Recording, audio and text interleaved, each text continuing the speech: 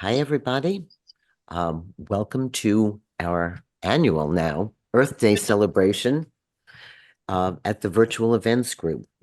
We started the Virtual Events Group in the middle of the pandemic, and one of the byproducts of the pandemic happened to be a cleaner, better, less polluted world. Pandemic's gone, events are back, we're traveling, we're doing all the things that we did. And so we're here today to kind of rededicate ourselves to some of those things that we learned during the pandemic. And we have an amazing group of experts to talk to you, not just about events, but just about your questions about some of the new climate technologies and new solutions you're seeing to making the planet a greener place. So we're going to look at a lot of things. Your moderator, I'm going to turn you over to the fabulous Sherry Huss in a moment. Sherry has been a champion of good causes for the earth ever since I can remember, and now is at Freeman, where Freeman is really making this one of the core pillars of their business. And then Sherry will introduce you to our other speakers. But if you see the guy with the Wall Street Green Summit background behind him, that's Peter Fusaro. And I just want to side note this. Peter has teamed up with Virtual Events Group. Peter, for 23 years, has done a fabulously successful event where climate tech meets investors here in New York. In October, we are going to take that event worldwide. It's going to be a 12-hour virtual event where we're following the sun across the continents, bringing the best of climate tech and networking and to a number of different geolocations. So you'll hear more from us. The site goes live tonight. We've been working very hard on it. And now, for your listening pleasure, I am just going to do this because this is so funny. Sherry Huss, of course, has to push everything to the next level. So she'll explain how she did this with ChatGPT and a music rating AI. But here is your Earth Day song.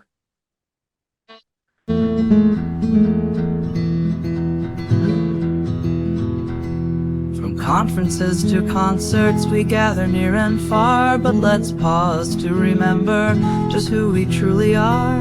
With every stage we build and every light we ignite, let's tread lightly on this earth and keep our future bright. Let's plant the seeds of change and watch them grow.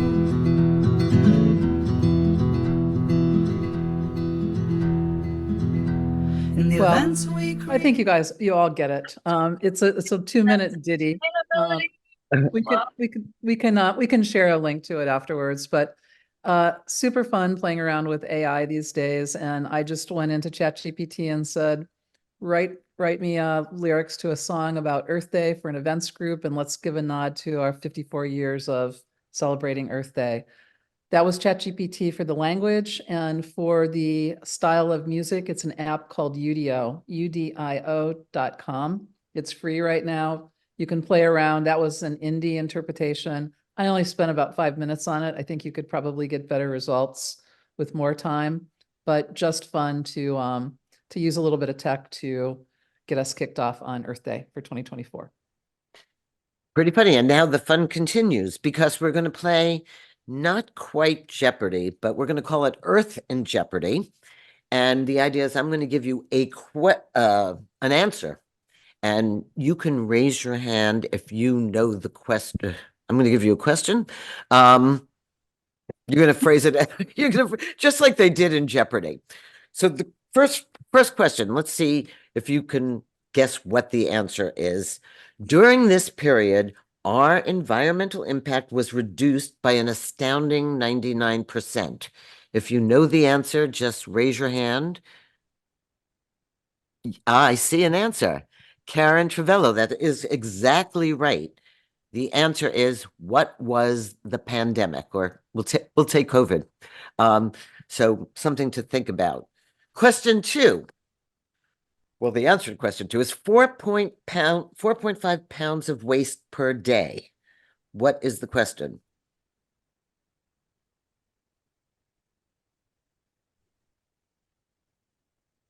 Any hands up? I can't see because I don't have oh, events products. Each individual event. Yeah, we got some good ones. Um, and the answer is the average amount of waste created by a conference attendee a day, which is more than the average American a day. So just think about that. And then the final question, you're doing great. Energy, heavy industry, fuel production and processing, light industry, waste management, livestock, and wastewater treatment. What is the question?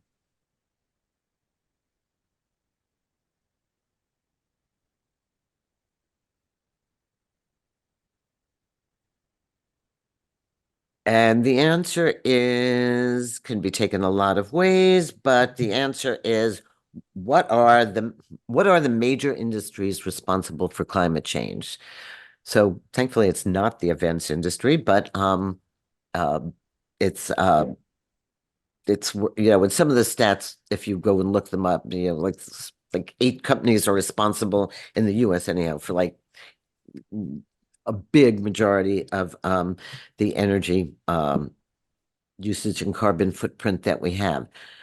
So I will cite the stats. They are actually in, somebody asked me, this little QR code will lead us to your resource guide, and those stats are in the resource guide. And so are many other resources that we collected with the help of our panelists today. So feel free to use it. We kept last year's up on the website as well. And with that, I'm just going to make one plug to mark your calendar for May 16th, where we'll have our good friend Kara Dickerson, who worked with me very closely at CES for years. She will be talking to us about how to up our storytelling presentation game. Kara ran the conferences for all of CES, and Mark Malchuk, who will talk about the production side, what you can do to make every video call that you're on, thing that you do better. So we're going to divide the program half presentation speaking and half the art of video setups. So please join us then. And with that, I am going to turn you over to your wonderful panelists as the world turns. Sherry, take it. Excellent. We do have a super great session this year, and this is our 4th year celebrating Earth Day as a group. We've talked about the net zero carbon event pledge. We've talked about greening of buildings. We've pulled in folks that are out there helping event organizers do better events. Today, we'll talk a lot about climate tech and actually have some interesting stats with our folks too. Before that, real quickly, again, this is a nod. This is 54 years that we've been celebrating Earth Day. The first year was April 22nd, 1970, and what was going on at that time, kind of interestingly enough, President Richard Nixon had put a smoking ban in public places, had started that. We had the Beatles were breaking up. We had unrest on college campuses. We were getting ready for the Vietnam War, and really right before Kent State. A lot of same parallels that we're seeing in our world today, unfortunately. But maybe, and we talked about this earlier, maybe today, though, there's a little bit more of a global angst and urgency. With that, this year, there'll be about 1 billion people celebrating Earth Day, and we're all part of that.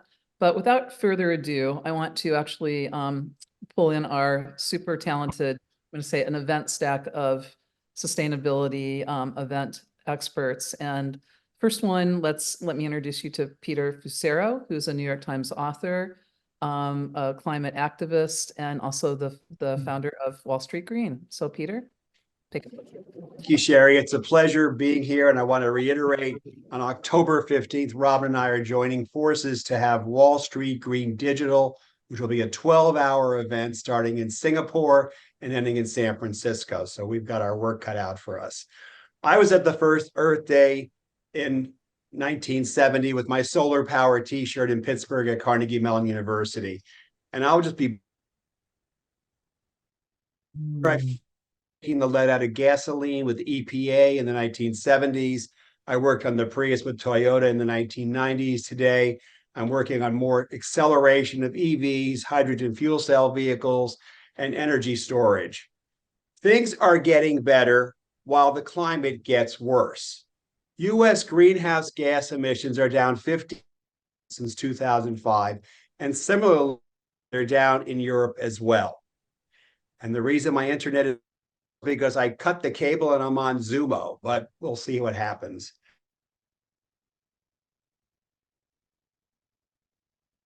And water, energy, a $6 trillion business, food, a $5 trillion business, and water, a $3 trillion business. Energy is 73% of greenhouse gases, almost 3/4. The solutions, however, are accelerating in climate tech. We're talking about $100 trillion market opportunity to decarbonize the global economy. You hear things like energy transition. I'm about energy transformation. Renewables have grown globally because we 90+% cheaper than it was 15 years ago. So it's now globally dispersed. Solar and 70,000 jobs, even in red states. So we need to move forward on better technologies, and there are incubators, accelerators throughout the world on climate tech. There's also new attention on nature-based solutions, things like blue carbon, mangroves, reforestation, afforestation, and ocean technology. These are all. However, carbon neutrality by 2030 is not going to happen without carbon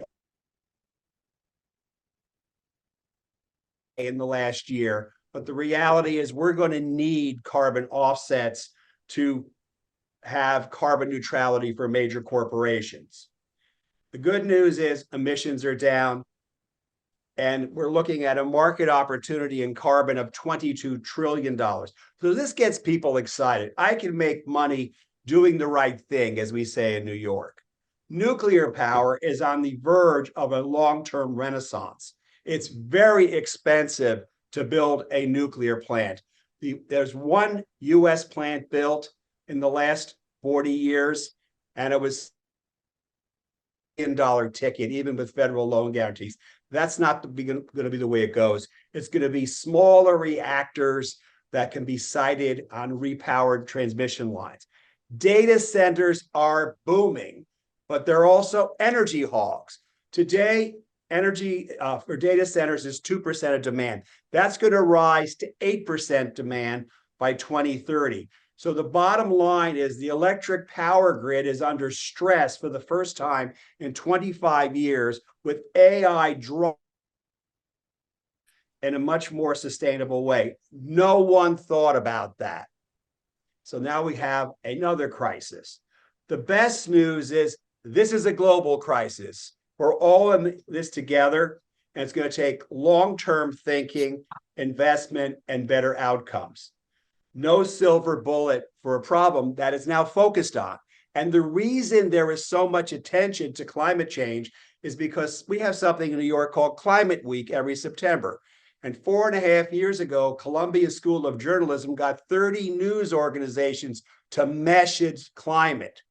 And I was with a meteorologist during Climate Week, says, Peter, I hope they just don't do it for a week.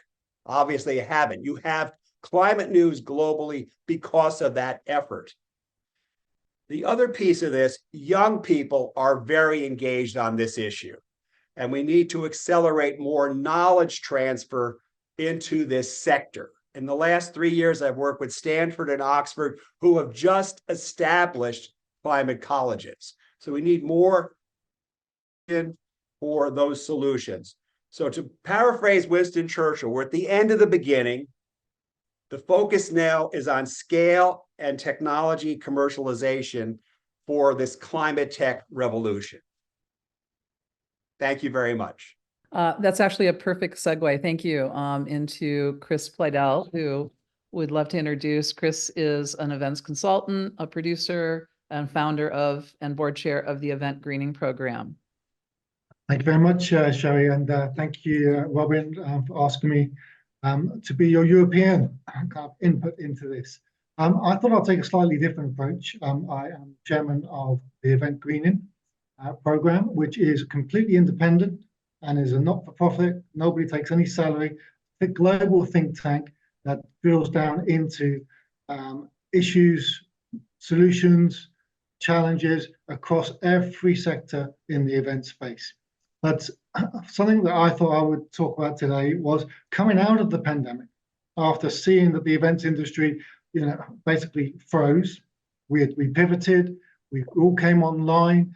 And then when we went back to physical meetings, the platforms which have been given birth by ingenious people, fantastic event tech people, were like losing their share of the market. And they came out and they started to say, well, we're the greener option. So this just led me instinctively to kind of like look into this. By making these claims, let's have a look. And I then came to what Peter has just mentioned. Cloud-based technology, it sounds like it's up in the air. It really isn't. It is a physical place which is built. It is built and it is bomb-proof. So it's built out of real high-grade concrete. Inside there is a huge amount of computing power. And each one of them has to be kept at a very precise temperature. And that equates to, at this moment in time, 2% of the global energy that's produced is taken up by these cities. I would go as far as to say by these states. That's how big they are. And that is equivalent to the same amount of energy that the aviation industry uses. I mean, that to me is like absolutely mind-boggling. And Peter's stat of that growing to 8%.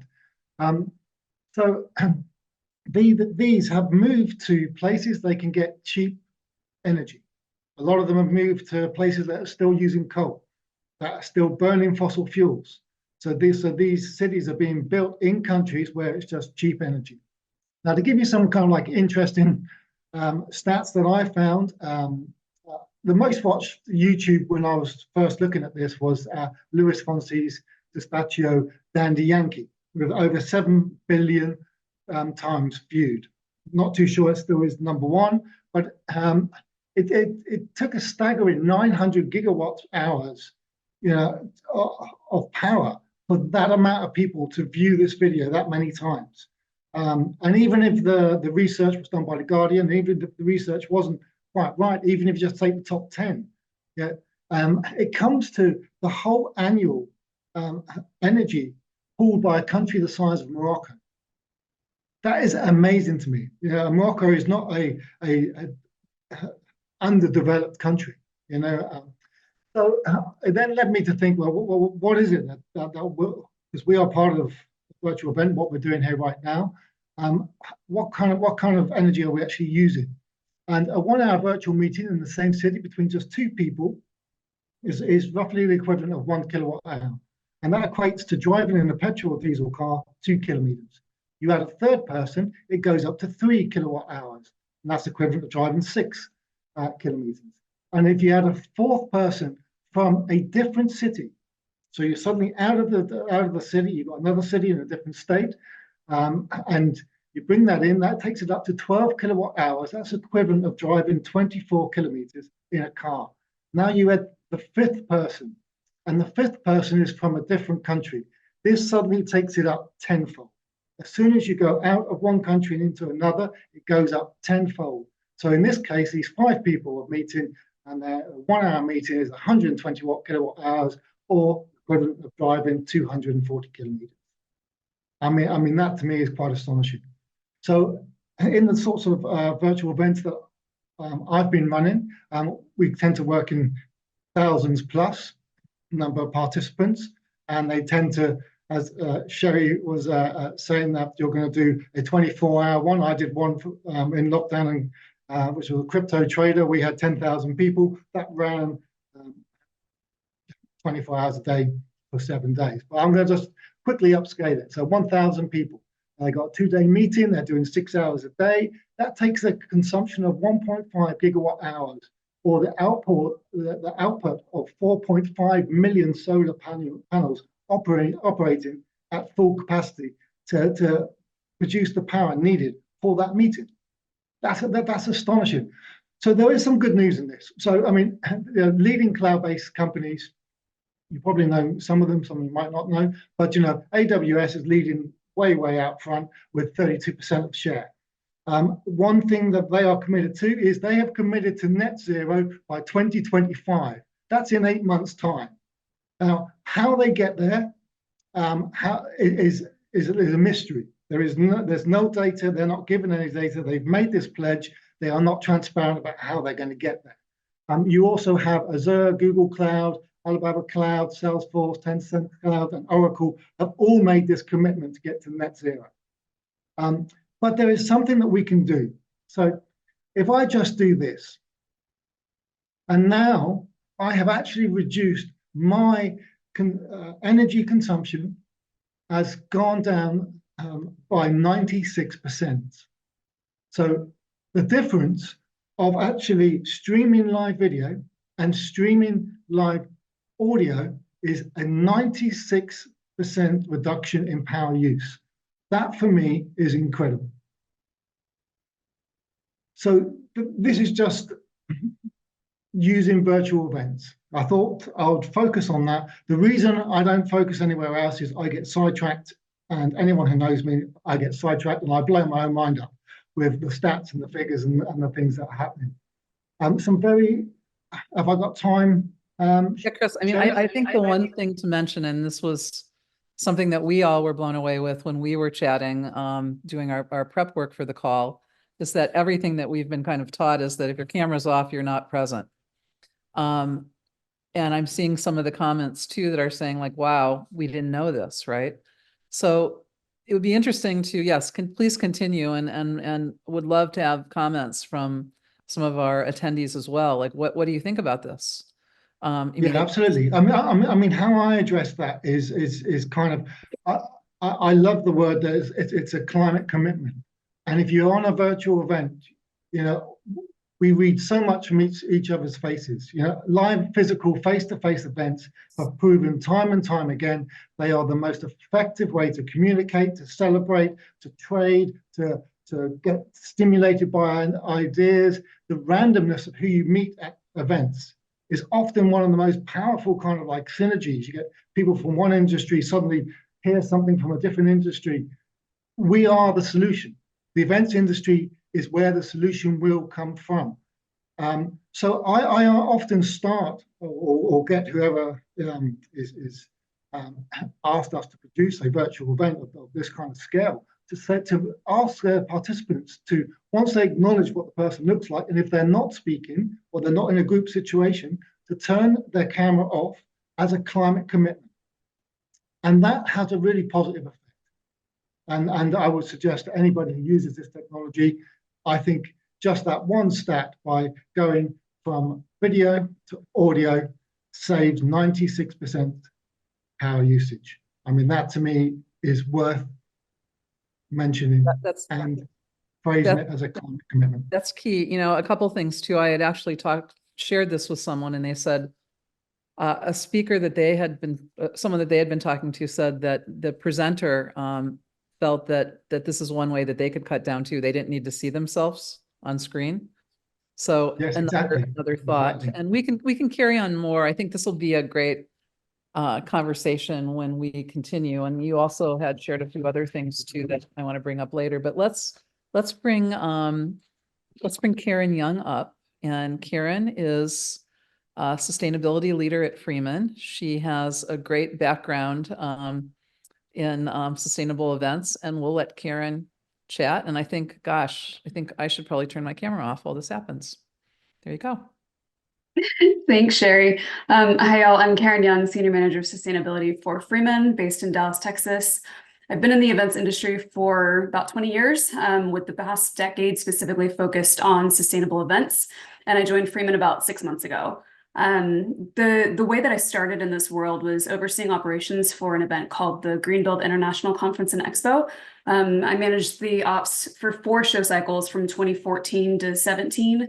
And that process really opened my eyes to how much waste is generated at trade shows.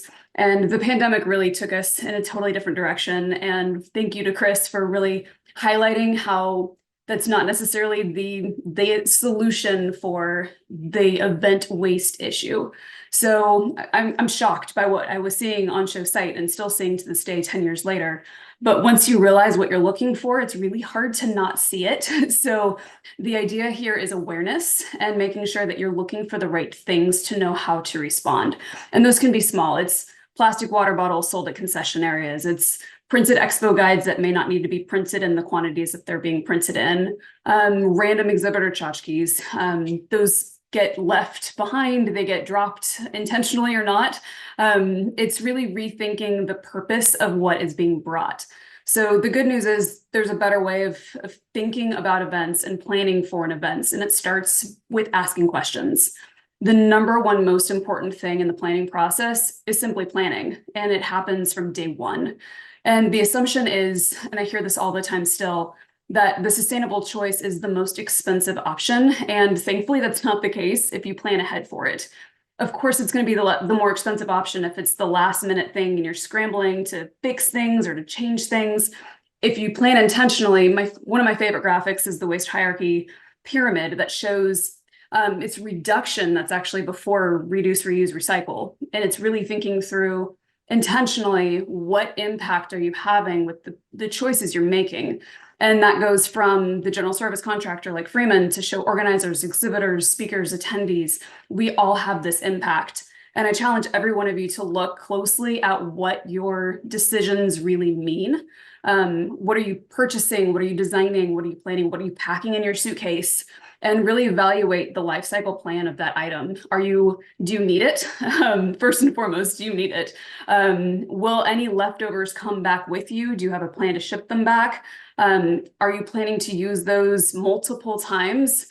There are so many strategic ways to rethink a message that will actually have a longer lasting impact on who you're talking to, that don't necessarily have to fall into the standard practice of how we've been doing events pre-pandemic and for years.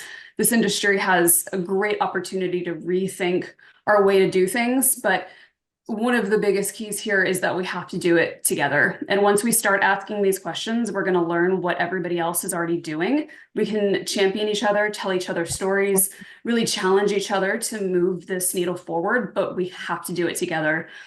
And I will end with this, that there are so many 2040, now 2025 net zero goal, and 2050 is ours at Freeman. It's a lofty goal. It's a very bold thing to go out there and say, and it immediately becomes overwhelming. And I worry that it is keeping people out of the conversation because they don't know where to start when they think that that is what you have to do to get started in a sustainable conversation. And it really takes a single step. It's determining what makes sense for you, for your business, and that is unique to everybody. So what may work for us may be a totally different process and plan for you, but don't get overwhelmed. Take that first small step, ask the questions, get involved in the conversations, and everyone will push everybody else forward and we'll do it together. Well, that is great. Thank you so much, Karen. And I think that tees us up nicely for Rich to talk a little bit about, and let me introduce Rich Parker, who is the CEO of PLANNERNET. He's going to talk a little bit about their network and even thinking a little bit differently about events. So Rich, take it away. Hi, Sherry. Thank you for that. And Robin, as always, thank you for letting me be a part of your events. Again, Rich Parker, CEO of PLANNERNET. Karen, you'll be happy to know I haven't had a business card for about 10 years. So that's good. I do want to thank, I think I have two people on the call at least, Sasha Smith, our COO, and Tiffany Dougherty, our Senior Director. They have supported a lot of the information that I've provided and the commentary for today. So I've been with PLANNERNET about 11 years. Love the idea of the small business model, getting business to small businesses, and really like the local model. We have about 3,000 professional meeting and event planners, and we're leveraged like a staffing agency. They're all freelancers.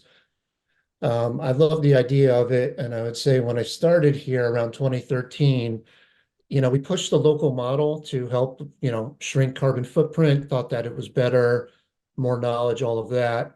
And I think everybody was in the early stages back then of really getting into sustainability in the industry and we quickly learned that travel directors was the key term, and status quo was traveling people around that had knowledge.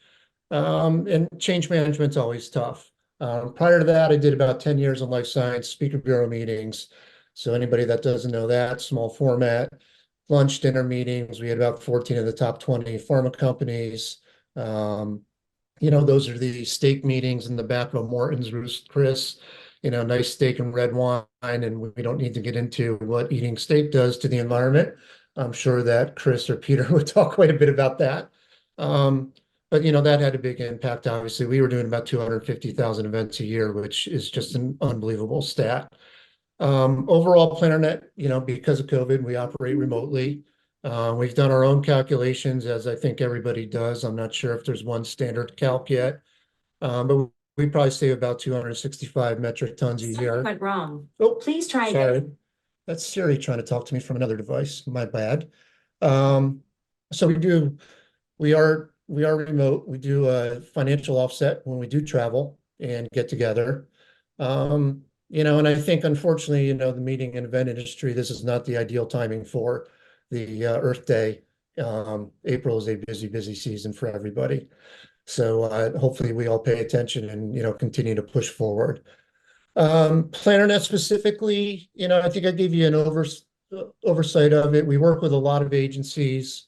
We work with a lot of direct corporate companies, primarily doing live meeting support on site, as well as virtual moderators, which, Chris, I will want to talk to you about. One of our large pharma companies has gone all virtual and stayed there.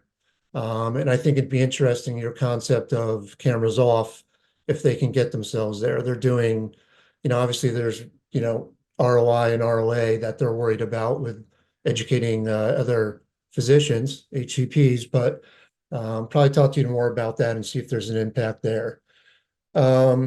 We will tell you internally that our current client base probably has about a 2,000 plus metric ton impact on the environment from flying people around and driving them around. And we feel like there's a lot of change that can get there. It's going to take time. There's change management on growing confidence of expanding your pool of resources, leveraging local people, and realizing that you can get there. We have clients that have done it. They shadow and they realize other folks are out there and they're more local. And I can get into cost savings and all the other value props, but I'm not going to. And we have clients that they solely travel people. It's just where they are. And I hope that, sustainability continues to come back.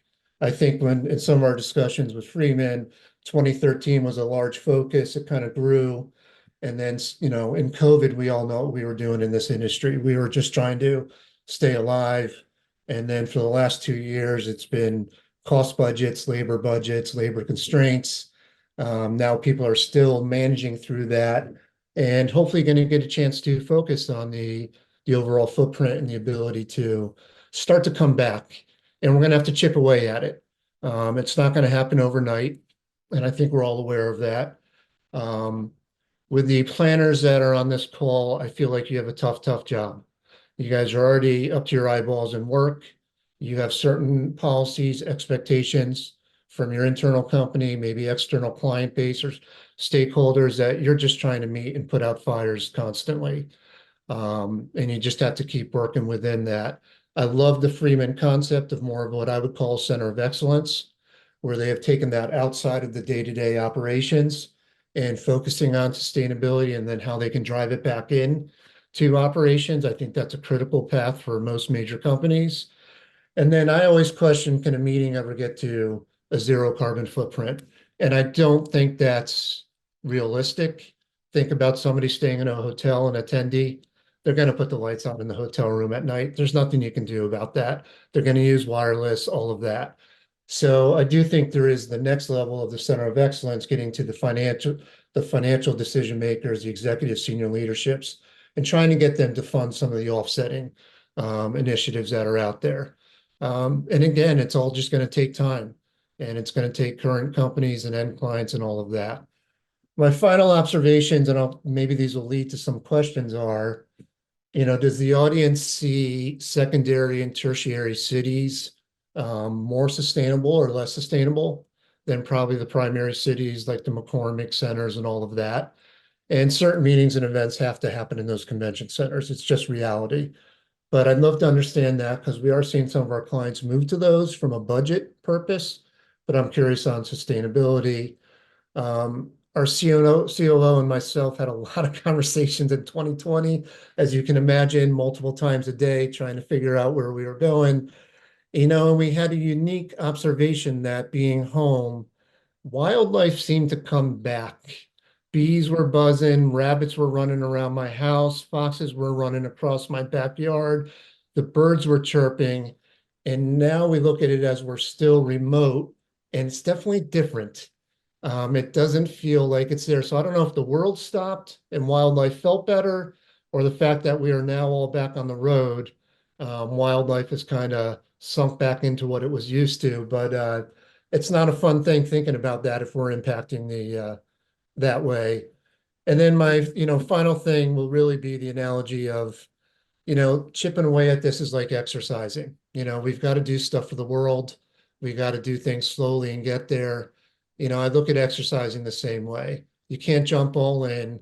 You got to do more than the guy on the couch or woman on the couch, and you just keep chipping away every day. Now, listen, I'm traveling tomorrow. I know what I'm going to eat at the food stop. It's not going to be good food, but I'll get back on my exercise plan after that. And just to give one more reference point, we supported over 550 events this week, which is just a massive amount. And we've got to start working back on sustainability again. And then the PFAS discussion, we can have a whole nother time, a whole separate initiative on that one. So that's my thoughts in view. And sorry if I went over 5 minutes. No, that's okay. I'm sure we'll have lots of questions. It's a good tee up for Lauren. But I do believe that in our pre-calls, you had mentioned when you look at hotels, you're looking for hotels that don't have bathtubs, showers. Was that our conversation? I don't think that's part of ours. No. Okay. But actually someone I was That was talking about part that. of mine, Sherry. Okay, I was gonna say, I heard that, Actually, yeah. I like that, and I don't want to steal Lauren's thunder, but we talked a little bit about like a sustainable RFP for hotels. So, well, there you go. And Chris, Europe, you put your hotel key in the door, and that's how you turn your lights on. So when you leave, you don't leave your lights on. It's just, or you don't get out your door. I mean, there's things that we've not done well in the US to make it more energy efficient by design. Right. Robin, it's funny you say that. I just checked into a hotel in Dallas and my thermostat was set at 60 degrees. The lights were on and the TV was on. It was crazy. I've never seen anything like that before. But Old Texas. sorry to jump in, Sherry. Well, no, I was just going to introduce you. So this is Lauren Tanner. She's part of Freeman's sustainability team, and she's taught me an awful lot, even about building events with a sustainable purpose right from the beginning. So Lauren, I'll let you chat a little bit about even all that you've accomplished, kind of what I call back a house, as we go forward.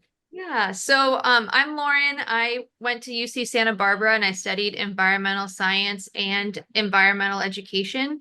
I'm really passionate about people. I'm really passionate about teaching. So I feel like this job opportunity at Freeman was kind of made for me. I've been leading the green teams.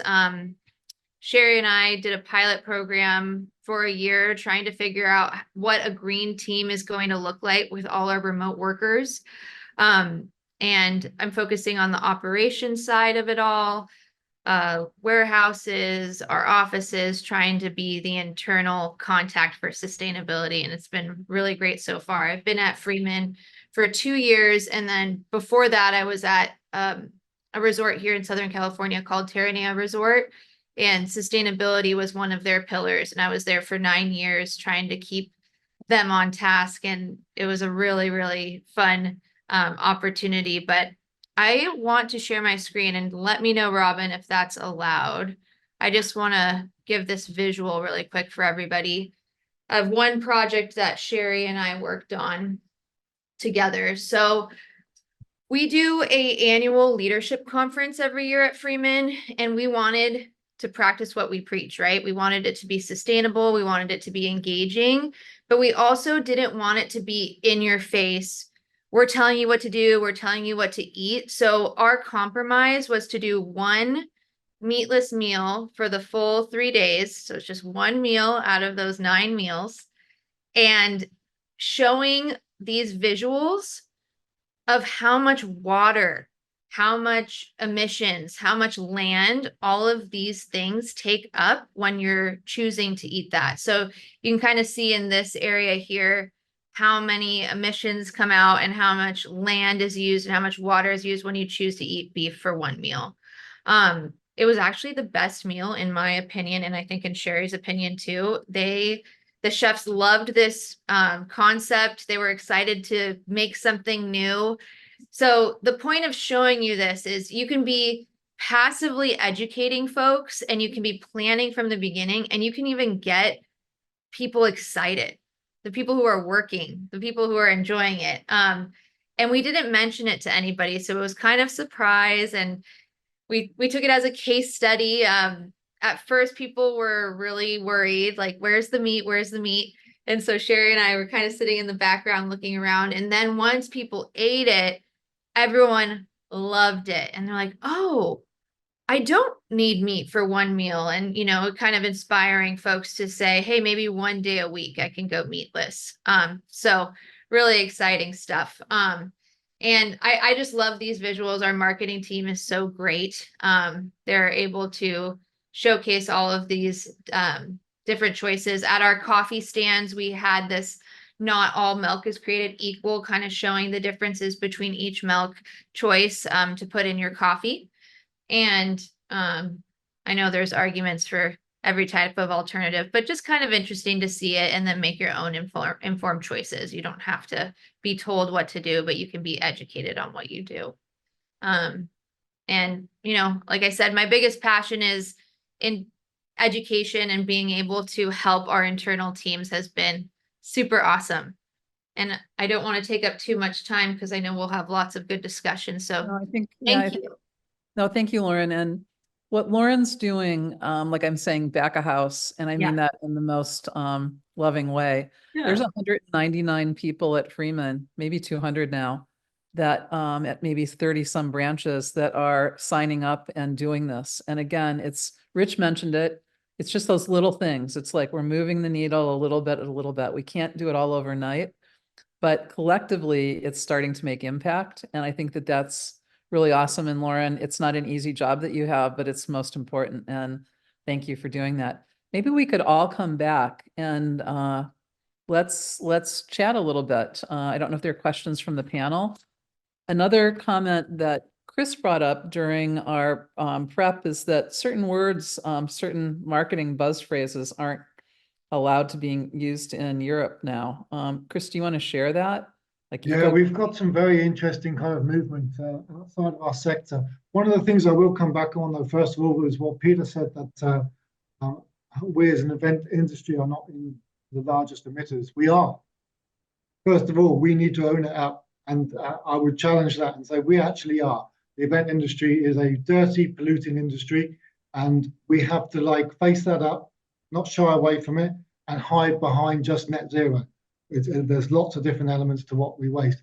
But what's happened in Europe, which is legislation has come in that you cannot use such words as greening, eco, net zero, I've got a whole list of them here, sustainable, and you cannot put this on your product without absolute proof that it is that. And you can be taken to court for that. So at the same time this legislation came in, there was a court case with the European Human Rights Court, where there was a group of over 70-year-old ladies who went to the Swiss courts, took this to the EU Human Rights Court, and they won it was for inaction. So it was like every human has a right to breathe fresh air. Every human has a right to drink fresh water. Every human has a right to eat food which is not hormonally injected into. And the inaction of the Swiss government, they took them to the human rights courts on this, and they won. So these two things of labeling, transparency, I don't know if people are aware of the ISO 2012-1.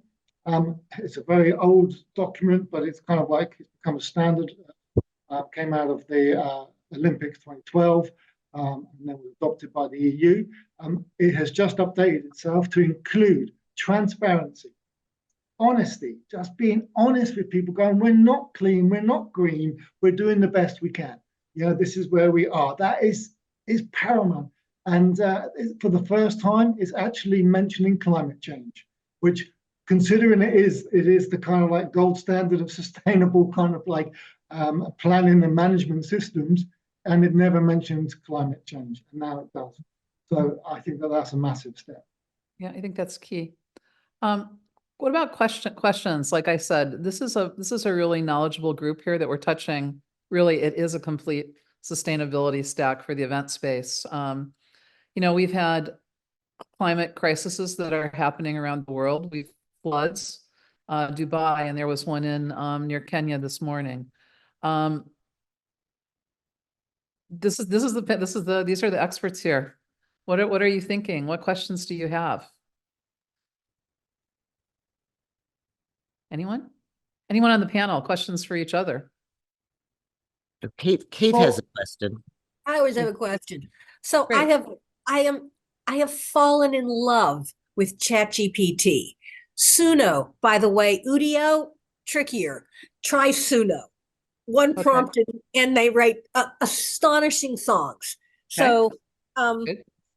my question, which I forgot because I was talking about writing astonishing songs, was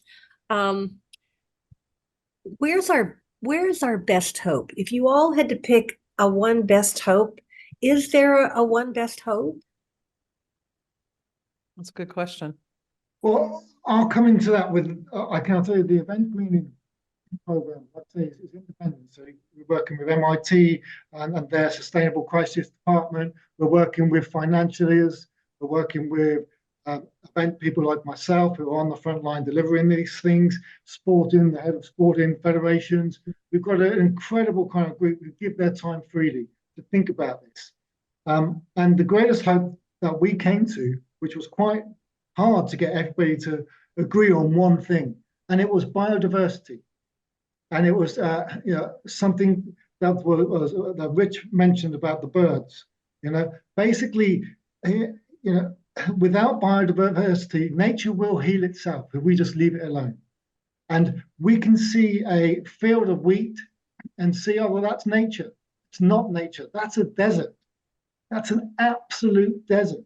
There is no balance in that. They're having to bring fertilizers in, herbicides, pesticides, to keep these monocrops alive. And there's a trend that's happening in a younger generation, which is see more, want more. And they're seeing a lot. They're seeing how to live this fantastic, amazing lives, which are a persona of themselves. And they want more. And yet they are the same generation who are aware of the impact that we're having on our planet. How we marry that up, I believe we do that through nature.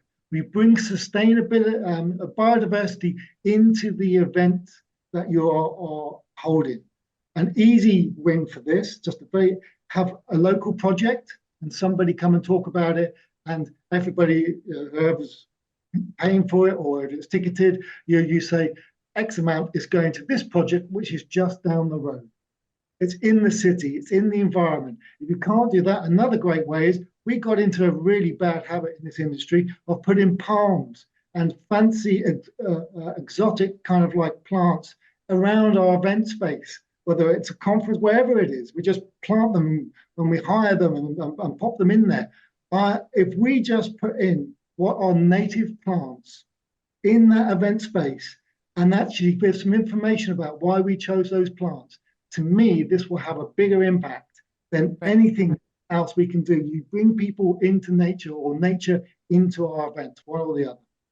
Excellent. Anyone else want to take Kate's question? And we've got another one from Stephanie as well in the chat. I just have a quick comment. I mean, I think to me, the one major thing we can do is just not stick our head in the sand. We've got to pay attention that this is real and we can help impact it. I just think there's too many areas that we can impact. And Chris, I'm not discounting anything that you brought up. I just we've all got to pay attention to this again and start moving on it. Yeah. So that's all. Some of the I just want to chime in for a minute because I'm a technologist and I believe in technology first. I think I'm seeing such amazing things that Peter has more expertise in, but whether it's new ways of making concrete, new fabrics for our fashion made out of grape leaves and flower petals, new circular economies for harvesting and planting, ocean the ocean efforts to create new coral reefs, that the advances in solar, carbon capture out of like air, hydrogen capture. I know some are still further off and expensive and hard to scale, but I think the next wave of technologies that, yes, we're all AI crazy right now, but if you look out a year or two, you're going to see climate technologies really take center stage. Peter, back me up. Tell me I'm not crazy. Not crazy, but it's not one size fits all. You've hit on many different sectors that there are thousands of people working. Yeah. With a nanotechnology company that reduces GHGs in cement. Cement is about 6 to 8% of greenhouse gases globally. The point is there are solutions. The game now is scaling and commercializing. This is not startup nation. This is actually getting solutions into the market faster. Right. So there's some questions. Actually, we're getting some good questions. A lot are coming in. Some are about, are there things that we've seen for clients that that actually are great that we should be pushing? For example, carpet we pulled up a few years ago, and on that. Another question about, like, are these things that we're doing at events like moss walls?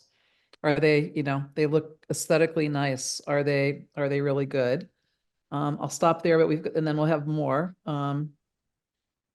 Any questions or comments there? Someone would like to hear about success stories of orgs that have tied their event footprints to reporting. So their ESG reports to their boards and their corporate sustainability goals. Yeah, kind of a mixed bag here. I think everyone, the great thing is everyone really wants to do the right thing. It's just sometimes it's hard to know what is the right thing and what should we be doing. I'll jump in on response to the, I think, plants at show site. They're a really beautiful thing and a way of making a stuffy convention center look and feel more, less stuffy, for lack of better words. They're great if there is a purpose for them afterward. And that usually involves a show organizer investing in those plants, because if they just go back to wherever they were rented from, there's a good chance that they will get trashed afterward.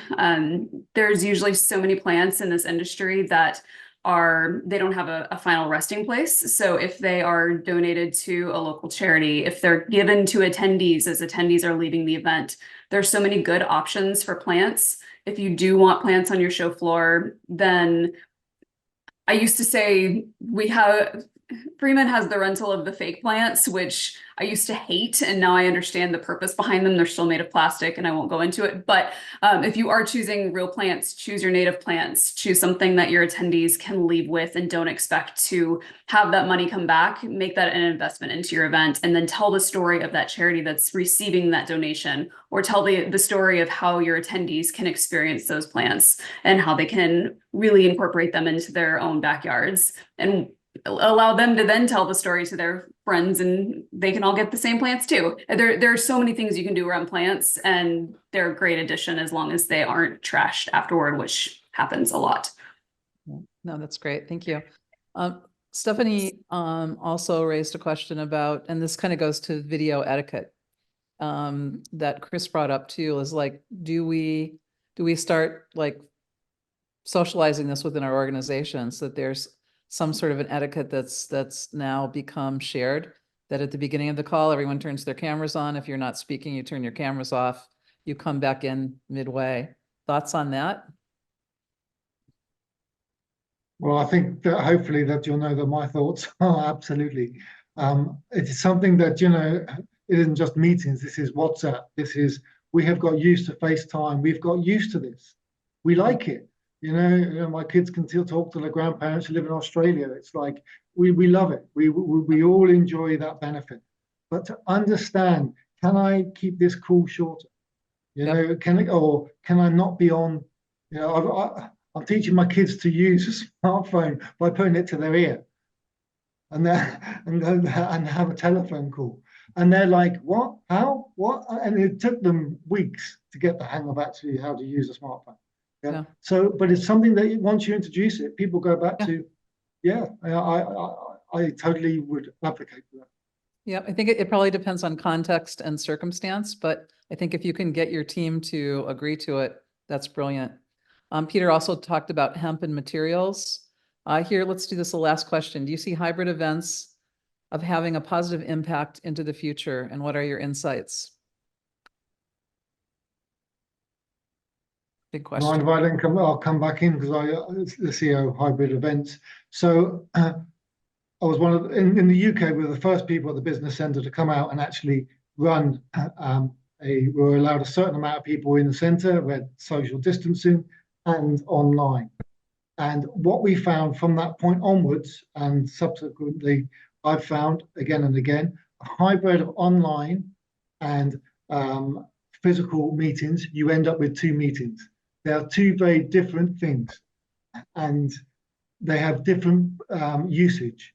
So pharma is a great example of this, you know, because people have to turn up to these pharma meetings. It's part of being qualified to be a professor, to be associated with certain pharma companies and products and developments and research. You know, that can be done online. You know, and when I started, that was the golden goose industry. We used to give them £1,000 for their partner to go to Harrods and go and spend it on whatever they wanted, all luxury. And it's kind of like now it's something that can be done, you know, or some of the meetings can be done online, which are just necessity for that particular sector. Well, before we break, any last words, last sentence from the panelists? Thank you all, and thank you for our audience. Definitely just put a good comment in about Adobe Max's conference where they did put sustainability up front. And for hybrids, I think you're going to see new technologies that are, first of all, they're democratizing. They give everybody a seat at the table, whether you have money to go to the TED Talk and sit there, or you can watch it at home for a lesser price, and you're going to be able to start making those decisions. If you look at the company, Apple is now doing all their events virtually, NVIDIA, Zoom. So you're seeing, I think it's going to be different. They're going to be new technologies. You know, we could just meet next year in the metaverse, and that will really have a worse toll, Chris. More computing power. Just, do you know how much energy gets used making a Fortnite scene? We can just but I think you guys are just amazing, and the industry is an amazing place to see, and just so. Whether you make meetings or you go to meetings, I think the idea is to go to them consciously, and that's mission accomplished here today. Mm-hmm. Absolutely. And thank you all. I mean, I think staying informed, sharing information, using technology, being adaptable, all these things are going to help us. And let's continue the conversation. Robin and Virtual Events Group, thank you for giving us a platform. Thank you for our panelists, and thank you all for joining. It's very heartwarming that this is something that's near and dear to all of your heart. And I think that, yeah, actually, as Alfred summed it up nicely, intentionality is key. We all can make a difference, and I think we're starting to. So thank you. Thanks. And I will, as a nod to Chris, I will close the Zoom room. I used to leave it open, and then I found people were on 7 hours later, or they just left to go do something else and left their Zoom open. So in a nod to the planet and to Chris and what we learned today, I'm going to close the Zoom room. Awesome. Thank you, Robin. Thank you so much for having me. Well,